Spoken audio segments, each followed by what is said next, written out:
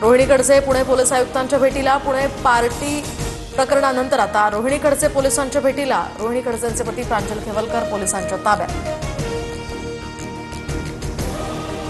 खराडी प्रकरणातील पोपटानी आणि श्रीपाद यादव 15 दिवसांपूर्वी खेवलकरांच्या ग्रुपमध्ये जोडले गेले.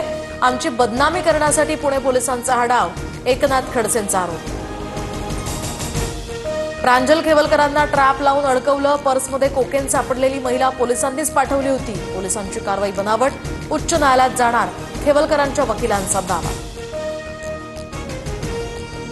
संतोष देशमुख हत्या प्रकरणामध्ये वाल्मिक कराडच मुख्य सूत्रधार. वाल्मिक कराड संदर्भात डिजिटल पुराव्यांसह अनेक साक्षीदारांचे जबाब.